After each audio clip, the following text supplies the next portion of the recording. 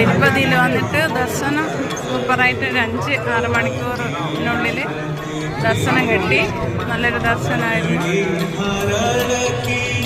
ഭയങ്കര തിരക്കാണ് ഇപ്പോഴും.